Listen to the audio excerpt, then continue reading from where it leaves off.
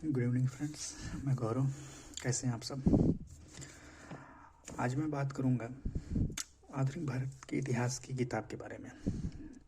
Basically मैं बहुत सारी किताबों से पढ़ा हूँ, लेकिन 3 किताबें बहुत अच्छी मानी जाती हैं आईएसपीसीएस के लिए। एक ये स्पेक्ट्रा जिसका आधुनिक भारत का इतिहास, एक बिपिन चंद्र की आधुनिक भारत का इतिहास और एक एसके पांडे की।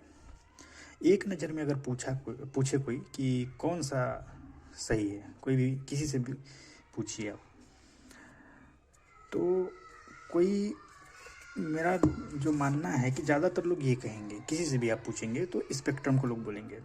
लेकिन मैं तीनों किताबों को पढ़ चुका हूँ, बहुत अच्छे से पढ़ चुका हूँ। देखिए, ये किताब पहले लेते हैं। ये किताब जो है ना, मेंस के नज़रिए से रामबाण है। ब्रह्मास्त्र समझिए, इसको चला दीजिए आप, काम आ जाएगा। ये किताब प्रीलिम्स में कारगर नहीं है, ठीक है।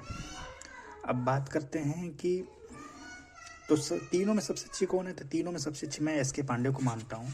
ये प्री और मेंस दोनों के नज़रिए से अच्छी किताब है। चूँकि दिक्कत ये है कि इसकी फ़ॉन्ट साइज थोड़ी सी छोटी है और इसमें बहुत ज़्यादा चीज़ें दे रखी हैं, तो उसको फिल्टर करके पढ़ना थोड़ा सा मुश्किल हो जाता है। तो ये एक चीज़ हम लोगों को थोड़ा सा देखना पड़ेगा। तो मेरा जो मानना ये है कि अगर आपको तीनों, देखिए मैं तो ये कहूँगा कि एसके पांडे और ये बिपिन चंद्रा के साथ जाना चाहिए, अगर प्री और मेंस दोनों के नज़रिए से चलेंगे तब। नहीं तो सिर्फ और सिर्फ आप एसके पांडे, तीनों में एक चुनाव करना तो एसके। स्पेक्ट्रम को मैं किसी भी सूरत हाल में नहीं कहूँगा कि आप खरीदिए, कोई मतलब नहीं है उसका। ये दोनों काफ़ी अच्छी किताबें हैं, काफ़ी अच्छी किताबें हैं। इससे आपका प्रीलिम्स का काम हो जाएगा, मेंस का भी काम हो जाएगा। लेकिन आप मेंस में चाहते हैं कि जो होता है ना कि 200 शब्दों में अपनी पूरी बात को कहना, तो वो फिर एसके पांडे से नहीं हो पाता, फिर आपके लिए बिपिन चंद्रा ही चाहिए।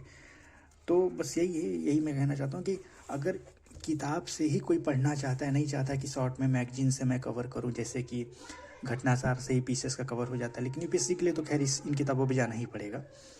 तो मेरा बस यही कहना है कि थोड़ा सा आप जब ले बाई करें तो शुरुआती चरण में इस चीज़ का ध्यान दें, क्योंकि इन तीनों किताबों को लेकर मैं देख रहा हूँ यूट्यूब पे बहुत कम रिव्यू। मैं उसी चीज़ पे वीडियो बनाना चाहता हूँ जिस पे बहुत कम वीडियो बने हुए हैं।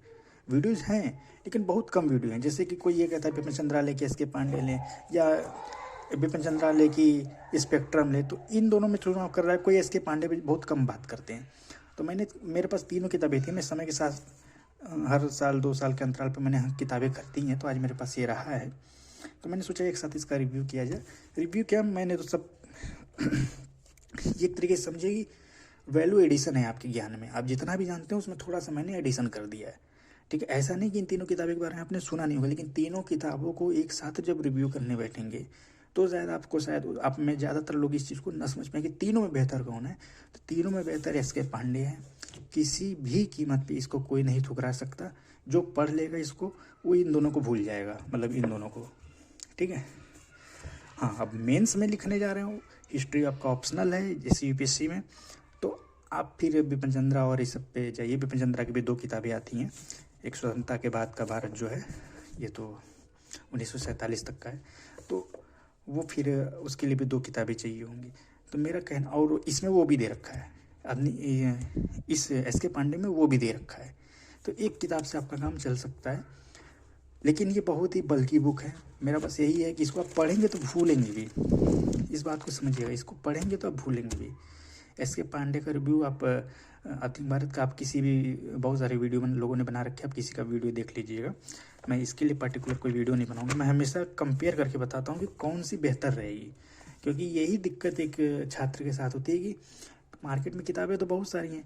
अब मेरे पास आप देखेंगे नहीं, मैं एक दिन वीडियो बनाऊंगा ब्लॉग टाइप में। मेरे पास बीएल ग्रोवर भी पड़ी है, और मेरे पास ज्ञान पब्लिकेशन का भी है, मेरे पास परीक्षावाड़ी भी है, घटनासार भी है, बहुत सारा मेरे पास हिस्ट्री का मैं बता रहा हूँ खाली।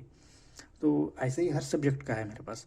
तो लेकिन ये 3 किताबें बहुत ही एक तरीके से समझिए कि अपने अपने क्षेत्र के लोग, दिग्गज जो लोग हैं, वो बताते हैं कि देखिए ये किताब बेहतर है, ये बेहतर है, ये बेहतर है।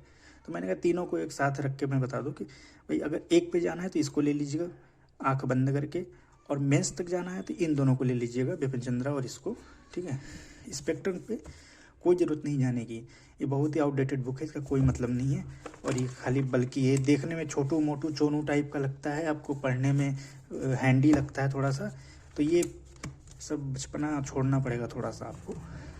इतनी मोटी बुक पढ़नी है और आना है 2-3-4 क्वेश्चन पीसेस में, तो वो इसका भी रिलेवेंट नहीं है। ठीक है, चलिए धन्यवाद। आगे कोई वीडियो बनाएंगे। थोड़ा सा यार सपोर्ट करिए, देखिए क्या कर सकते हैं चैनल के लिए।